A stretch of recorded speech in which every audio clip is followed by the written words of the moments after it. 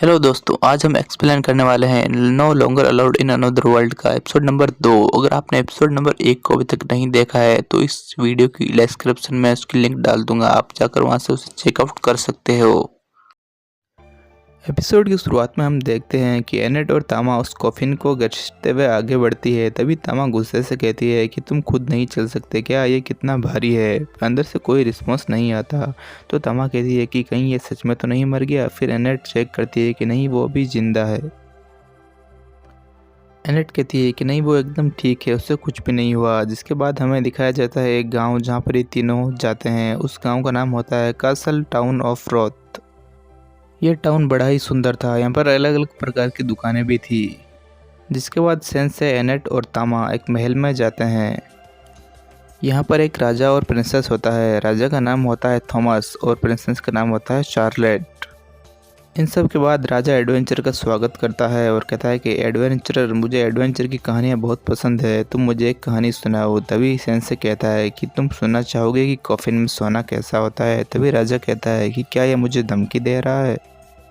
जिसके बाद बात को शांत करने के लिए एनेट कहती है कि आपकी प्रिंसेस की आंखें कितनी सुंदर है। जिससे राजा बहुत खुश हो जाता है और कहता है हाँ हाँ, ये तो एकदम सही बात है। और फिर वे इंट्रोड्यूस कराता है ऑटो से, जो कि एक सिंगर था। इसके बाद राजा गोमेज से इंट्रोड्यूस कराता है, जो कि एक वॉरियर था। इसके बाद किंग थॉमस कहता है कि तुम लोगों को क्या लगता है प्रिंसेस किससे शादी करना पसंद करेगी। किंग कहता है तो बताओ एडवेंचरर, मुझे तुम लोगों की सलाह चाहिए कि मेरी प्रिंसेस के लिए कौन सही रहेगा, गोमेज या फिर गाना गाने वाला ऑटो। जिसके बाद सेंस से कुछ देर सोचने के बाद कहता है कि मुझे क्या पता, आप एक मूर्ख राजा हैं। इस बात पर आपकी बेटी के फ्यूचर डिपेंड करता है। आपको मुसाफिरों से इसके बारे में सलाह नहीं लेनी चाहिए। लेकिन मैं कौन होता हूँ ये बोलने वाला, क्योंकि मैं किसी भी दुनिया में रहने लायक नहीं हूँ। इसके बाद एनेट और तामा किंग से माफ़ी मांगने लगती है।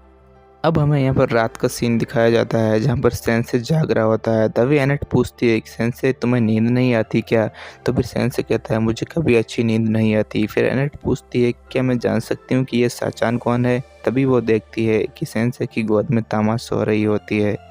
तभी एनेट गुस्सा हो जाती है और तामा को एक जोरदार पंच मार देती है और कहती है कि क्या तुम्हें शर्म नहीं आती, तुम एक पराये मर्द के साथ सो रही हो।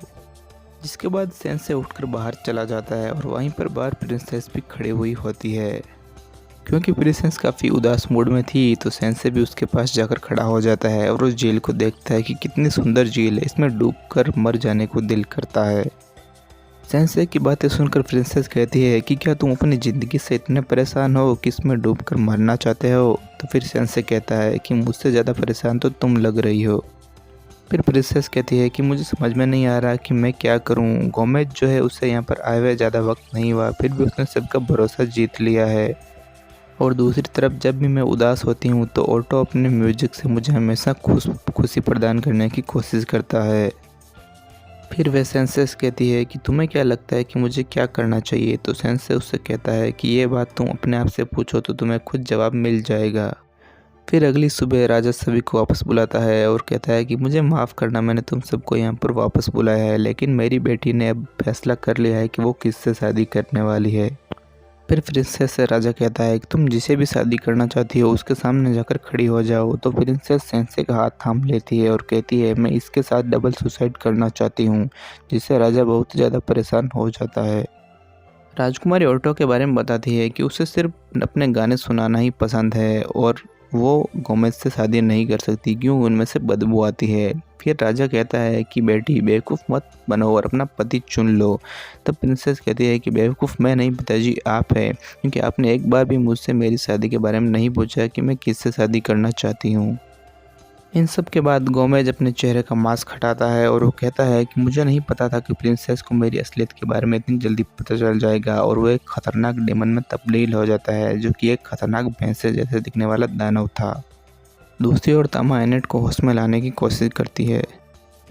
उस जंगली भैंसे का सिर्फ एक ही इरादा था कि वो इन सबको डार्क लॉर्ड के हवाले कर देगा और वो सबको मारने लगता है। तभी तामा कहती है कि आओ मुझसे मुकाबला करो और उस पर एक खतरनाक पंच बरसा देती है, लेकिन उस भैंसे को कुछ भी नहीं होता। यहाँ पर ऑटो उसे मोटिवेट कर रहा होता है, लेकिन उसके पंच से उस मेंसे को कुछ नहीं होता और वह एक खतरनाक अपने सींगों से तामा पर अटैक कर देता है और तामा को बहुत गहरी चोट लगती है। जिसके बाद सेंसे कहता है कि क्या तुम पहले हम दोनों को मार सकते हो? जब अब प्रिंसेस अपने बेवकूफ़ पिता के चंगुल से मुक्त होना चाहती है तो तुम हम दोनों को एक साथ मार दो। फिर वह भैंसे जैसे दिखने वाला दानव बहुत ही गुस्से में आता है और कहता है, लो तुम्हारी ये इच्छा भी मैं अभी पूरी कर देता हूँ। और वह उन दोनों की तरफ बहुत ही तेज़ी से आगे बढ़ता है। यह सब देखकर प्रिंसेस कुछ मन में सोच रही होती है और कहती है कि नहीं, मुझे अभी नहीं मरना और अपनी जनता की सेवा करनी है और उनकी रक्षा करनी है। जिसके बाद सेंसे प्रिंसेस को दूर फेंक देता है और कहता है कि मैं जानता था कि तुम एक दयालु लड़की हो और तुम मेरी पार्टनर बनने के लायक नहीं हो। इसके बाद एनेट अपने एक जादू शील्ड बना देती है सेंसे के ऊपर, जिससे उस जंगली भैंसे के वार से उसे कुछ नहीं होता और उस भैंसे के ही सींग टूट जाते हैं। फिर वह जाकर बाहर एक तालाब में जाकर गिर जाता है। इसके बाद ऑल्टो तामा की और फ्रेंडशिप का एक इनविटेशन सेंड करता है, लेकिन वो उसे रिजेक्ट कर देती है। फिर राजा प्रिंसेस से माफ़ी मांगता है कि मैंने तुम्हारी भावनाओं को नहीं समझा, मुझे माफ़ कर दो। फिर प्रिंसेस कहती है कि कोई बात नहीं पिताजी, अब हम दोनों मिलकर इस राज्य को संभालेंगे। जिसके बाद साउथ गेट पर कुछ मॉन्स्टर अटैक कर देते हैं, तो प्रिंसेस कहती है कि चलो सैनिकों, अब हम उन्हें मारकर ही दम लेंगे। इसके बाद हमें एनेट और तामा कॉफिन को घसीटते हुए ले जा रही थी, तभी सेंसे उठता है और वह कहता है कि लड़कियां मरते हुए कितनी सुंदर लगती है और वो लड़कियां जो अपने पैरों पर खड़े हो जाती है वो और भी ज़्यादा सुंदर होती है। और इसी के साथ इस एपिसोड की एंडिंग हो जाती है।